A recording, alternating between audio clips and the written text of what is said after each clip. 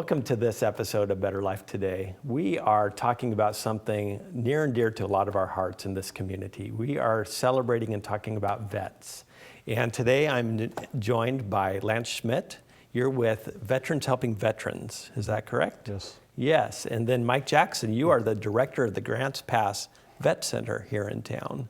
Yeah. So if we want to talk about vets and issues that vets are facing and how just the community, you are two of the guys, and that's why you're here. So welcome. Thank you. I appreciate it. Lance, tell me a little bit about Veterans Helping Vets. Well, about 3 or 4 years ago, I started meeting with Harry Hansen, another veteran in our church. We probably have 45 or more veterans that are attending our Seventh-day Adventist church. And Harry and I would just meet and have, breakfast or brunch or something. And then after a couple of months, I asked Harry, I said, Harry, why don't we get some more vets from our church to come meet with us and have a bigger group?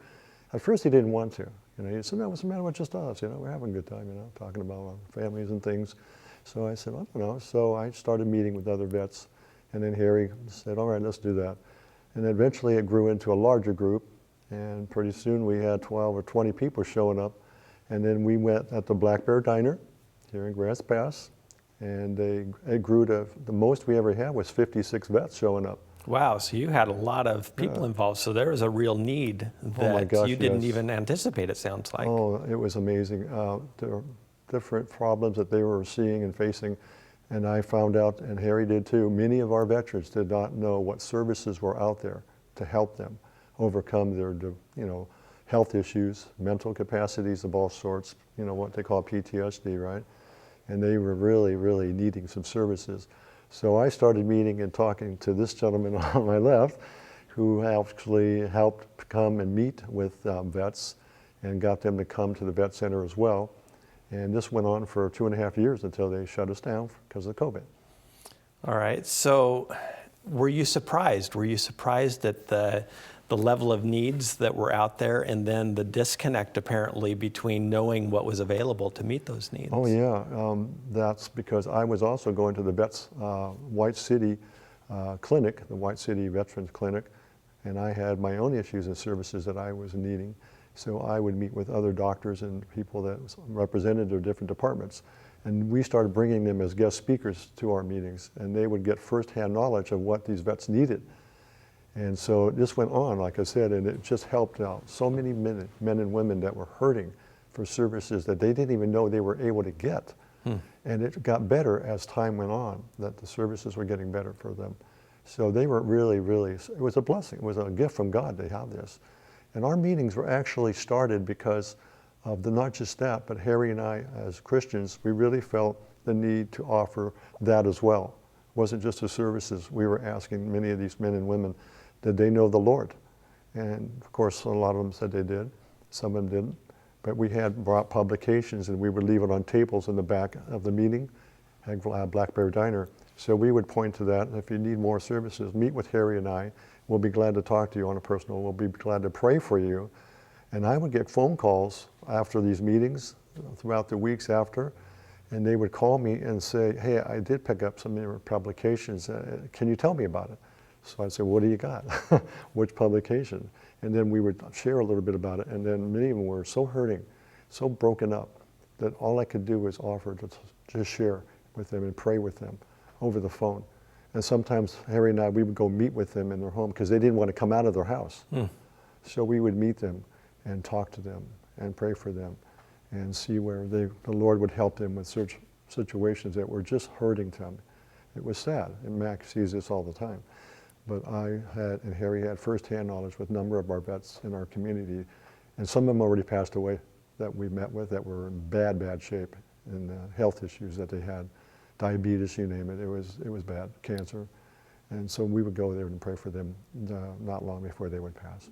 So that was where we would do. And that was pretty much, to this day, Harry and I, we still meet with vets in the parks here in Grants Pass and to talk to them, because they're calling us all the time why we're not still doing Vets Helping Vets. We can't. Right. At least not in the capacity of a restaurant. Group setting, right. Yeah, but we would meet individually. So that's still going on right now, as we speak. So first of all, I just want to thank you for your service, and that gave you the ability to communicate with these. You had some shared experiences. Would you share with us a little bit about your background being a veteran? Well, I entered the service in 1971 at a boot camp. They asked me what I would like to, write in what I would like to serve on, and so I put in for a ship, and then they came back and they said, well, we can put you on a gunboat. And I said, a gunboat? And they said, yeah, they're stationed out of Guam.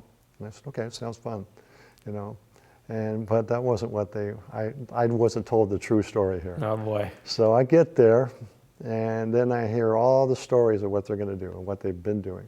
And I said, what do you mean you're going to Vietnam? That wasn't in the game plan when I was in boot camp. I didn't say that.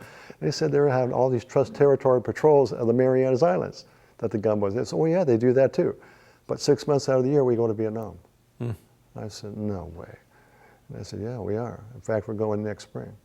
So I got on in December of 71, and March of 72, I was in Vietnam. And without having to go into graphic details, I was 18. And next thing I know, we're on patrol, and we're running people down with the gun. I told them, the gun runners, they were patrol. They were their little trawlers that they would use to bring down some military and weapons. Some of them would fire on ours.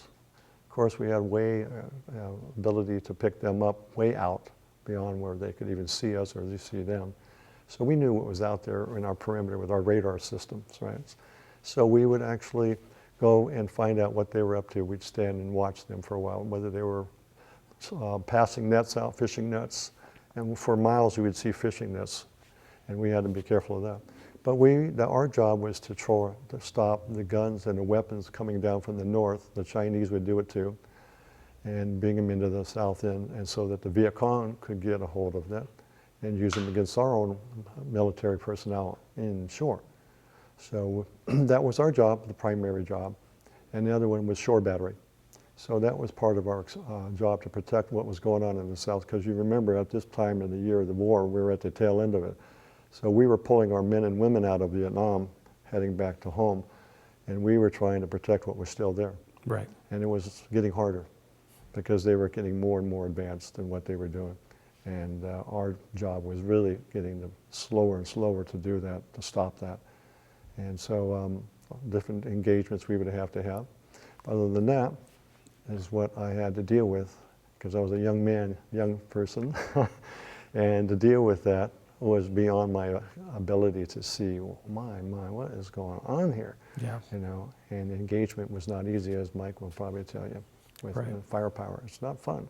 It's not easy, because you don't know if your life's going to go and you're taking another life. It reminds me of the Bible when it teaches about, I didn't understand and see that until when I became a Christian later, Charlie. David was a man of war, and he created a lot of havoc in his engagements. And but God had a job for him other than that. He wasn't going to build a temple, remember? It went to his son Solomon, because he said, because you're David, you have blood on your hands.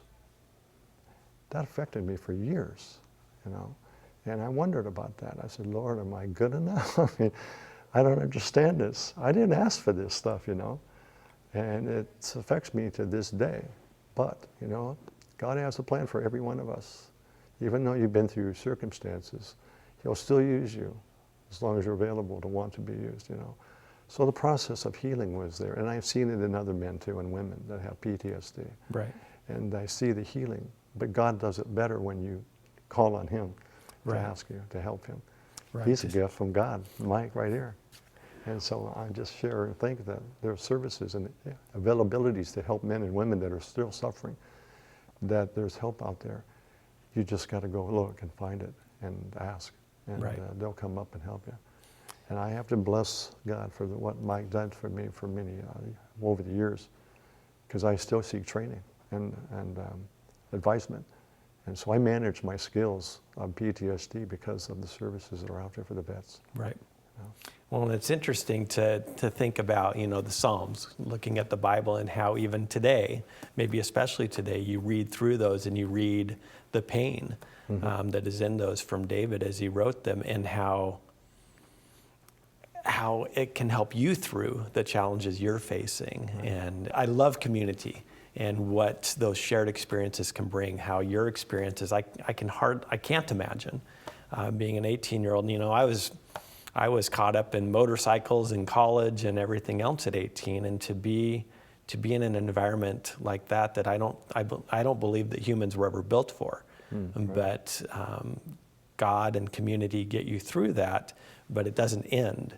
It sounds like when your service is done, you still, you know, I have memories to this day of things that I've gone through, and it's hard to imagine. So, Mike, I'm so thankful that you're here and that you bring experiences and expertise to the community, and then you have organizations such as yours that provide, it sounds like, kind of a connecting framework to provide even more community to these groups. I'd like you to share with me, we have just about a minute before the break, but tell me a little bit about your vet center.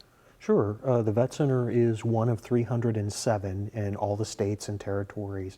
We're a special program under the Deputy Undersecretary for Health inside the Department of Veterans Affairs. And we provide readjustment counseling, so it's not necessary to have a mental health diagnosis to come and see us. Okay. You just need to be struggling with something, and you walk in our doors and you ask to see a counselor, and we'll meet you where you're at and help you through that. You look at the times we live in and the new stresses that we have on, you know, we have COVID, and we have just the incredible impact that has had on community. Have you seen the need grow during this time? Yeah.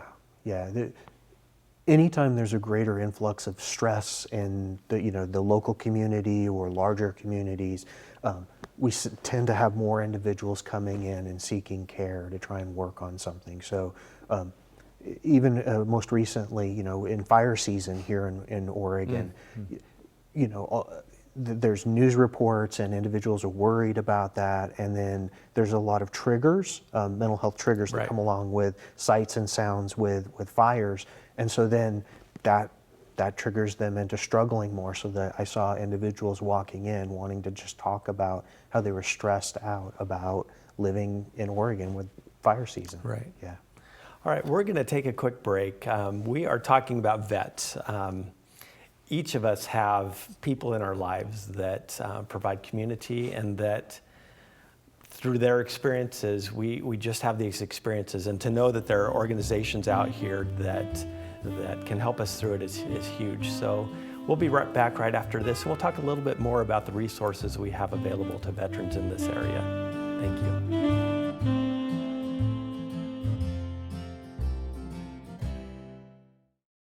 Better Life Broadcasting is a viewer-supported Christian media ministry that offers streaming programming via apps on various devices. Please visit blbn.org to support Better Life or to get more information. And don't forget to like and subscribe.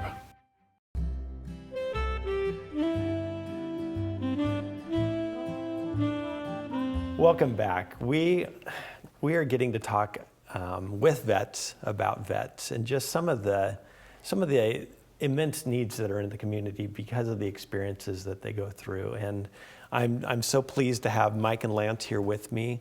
We were talking during the break about some of the barriers that are in place. There are a lot of resources out there, but connecting people to those resources. I talked about, you know, parenting and going to the park.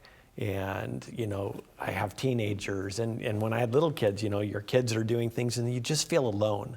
Like, boy, I must be the only one dealing with this issue.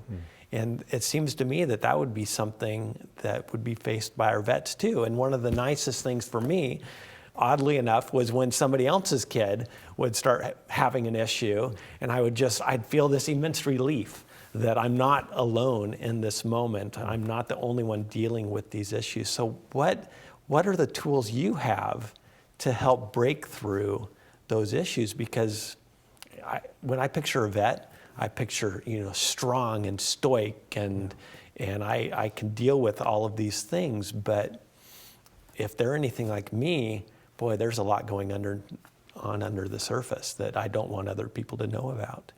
Yeah, Charlie, we are human, and one of the things that we use to break down that barrier at the vet center is our entire staff, we're all veterans. And every one of the so I'm a part-time counselor, and then I have 3 counselors that work for me. We're all combat zone veterans. Okay. And so it breaks down that tension someone might have of saying, am I going to be judged? Am I going to be accepted for the things I've gone through? Because I'm going to have to sit down and talk about those things. And by knowing they can walk in the room with one of us, they know we've been through that also, and we're not going to judge or do those things with them. We're just going to accept them as humans and help them with something. Right. Yeah. It's probably not something that happens right away. Sometimes it probably, everybody's different, right? Oh yes, yeah. Sometimes it's a long journey. I've met with someone 2 years until they finally said, oh, you're okay. I'll talk to you about this. And then they brought the real things that they were struggling with to the table. So I spent 2 years just kind of breaking down that barrier session by session with them. I'm eternally thankful that we have organizations like this who, you're not watching your watch. You're just creating a community that's safe with people who need your help. And I would think that you probably gained something out of that too, that it's symbiotic and there's growth both directions. There's a lot of altruism by helping others. I help myself. Look, I'm a combat zone veteran. I have 2 tours in Iraq, Desert Storm and Iraqi Freedom. I struggled with things, and by helping them, I help myself. So to get these services, what are the eligibility requirements?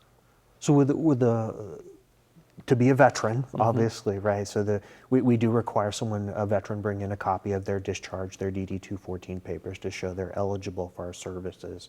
And then we will review that, and then based upon the information that's on there, it'll let us know if they are what we call a combat zone veteran. That means 1 day boots on the ground in a hostile fire zone, or a sailor or Marine who was within 12 nautical miles on a ship, providing supportive services inside that combat zone.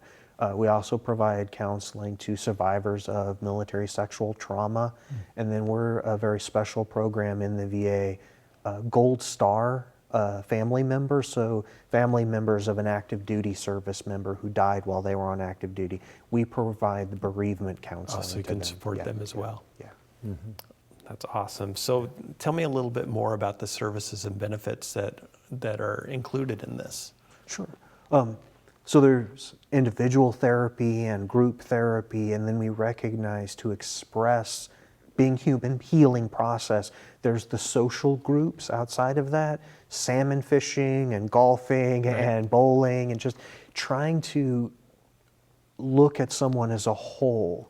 The only part that, I really kind of defer is spiritual. I'm the federal government and I don't have a place in that. Right. But I understand that as humans, we're intellectual, emotional, physical, and spiritual beings.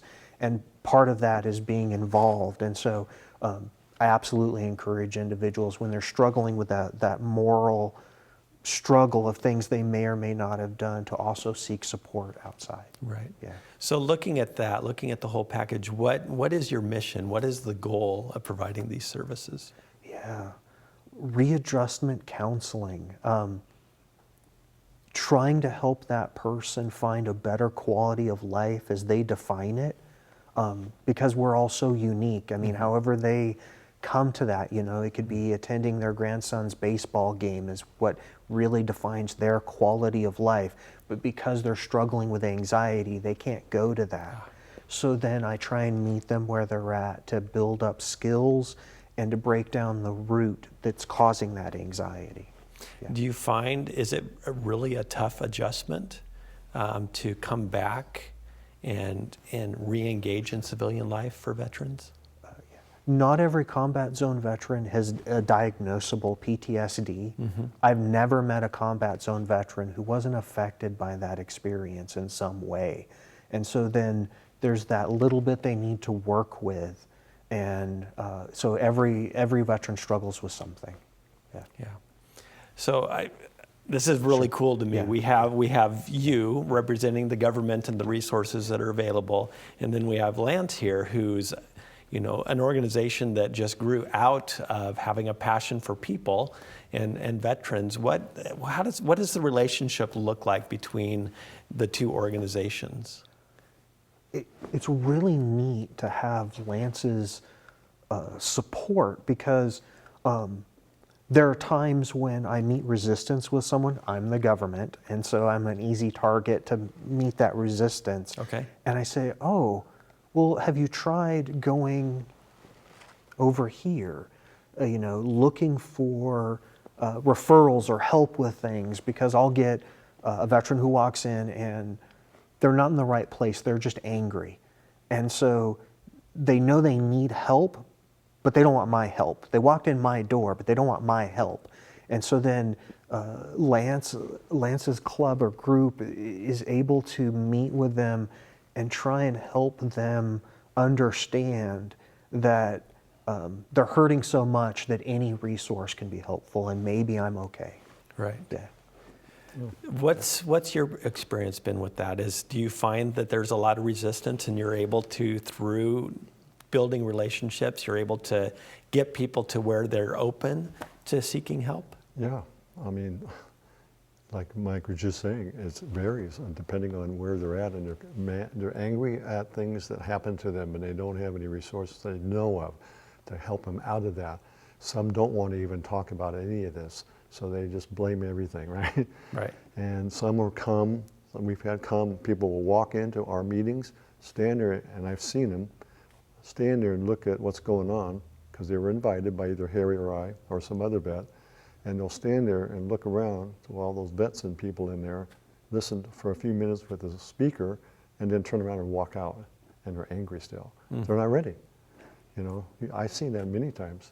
They'll stand there in the back like this and wonder, what's going on here? What are these guys up to, So they're not trusting anybody, right, Mike?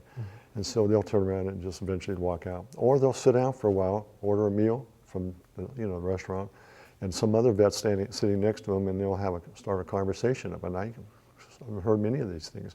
And that vet is wondering, how did these guys get here? What's going on here? They want to know. So we started sharing with them why we started the Vets Helping Vets. And this ministry, and this is a ministry, my mission was, Harry and I just came up with, said, to honor and reach veterans both in our church and community, to help obtain services to benefit them. We would like to form a bond of God's love, friendship, and encouragement with all vets who we meet. Our final goal is to bring them into a relationship with the Lord Jesus. That's our mission. And we stood by that since we started that. And I don't know, Mike, you do it because that's what you wanted to start doing as a counselor. We do it because, and you encourage me, Lance, don't try to be their counselor. I've tried to do that, it does not work. I'm not trained, I'm not educated to be that, but they're hurting so badly that I run across them in different places here in this community. And you can see it, they want help, but they're not willing to step up and ask you, what can you do to help me? So I just sit there and talk to them for a few minutes. Rebecca and I have talked to a few vets many times, and they want to know, what made you so better now, what you went through? Because I went to get the help. And they're out there. And you'd be surprised what you can get to help you enter into this world that you felt is untrustworthy, it's unworthy, it's not going to do anything for you. I know your heart is broken, but so was I many, many years ago. And I started on my travel back to the reality. And God showed me, because I asked him. I said, if you're real, Lord, then show me what I can do to come out of this. And the Lord did. It took a while. And then eventually I got the help from other services from the veterans community, and I started that really healing of that. God did his part for me, but you know what? I needed other services that helped me. Mike, would you say, you said, by me helping others, I help myself? Altruism, absolutely. That's what I found that too. Right. As I was helping other vets find services and help to them, I was healing myself because I felt better about doing that. And I think God does that for us, And it was a challenge, but God made it all come together, and I got to see the results for not just me, but hundreds of others that I've ran into in I've been here for 6-7 years in this community. And we started that now, 3 or 4 years ago now, and even though they shut it down, it didn't shut it down completely. Right. And now we see the results. And Harry and I could say we probably have helped at least 100 different men and women in this community. And they come back to this day, phone calls and asking us, hey, thank you, because you helped me find this help, to help me with this issue. I mean, the issues are amazing. And now they got served. I'm going to tell you one story. We only have about a minute left, so One share minute. this, and then I also want to give people the opportunity to see how to get a hold of you. Okay. One man and his wife have been coming to the vets meeting for almost a couple of years. He got no services. I mean, he was not, 100% rated at all. I think he was really, really small. He kept got the service, all those people that were talking as guest speakers. He kept plugging into those things, got the help. And then a short time later, he actually got up and stood up in front of us at the meeting and said, they rated me 100%. He'd been trying for 30 years. Oh, man. And he got nothing. And God helped him. And I kept telling him, I'm praying for you, brother. Yeah. His name was Bob. And God answered that. Right. And he was blown away by it. I said, hey, I didn't do anything. The Lord did it, Right. So he was excited about it. So I'm just sharing you. That was an incredible story when I heard him say that. Yeah. Well, gentlemen, I want to thank both of you for joining me today. There's so many needs out in this world. People are feeling alone. So thank you for joining us and for serving your community. And folks, don't be afraid to ask for help. You're not alone. We all get in these moments where we feel like we're the only one dealing with something. And there are resources out there. We'll put the information up. Look into it. If you have any questions, if you want to help out, these are organizations that depend on other people being involved. So look around, give somebody a hug, bump elbows, whatever's possible today, but be part of the community and have a wonderful day. Goodbye.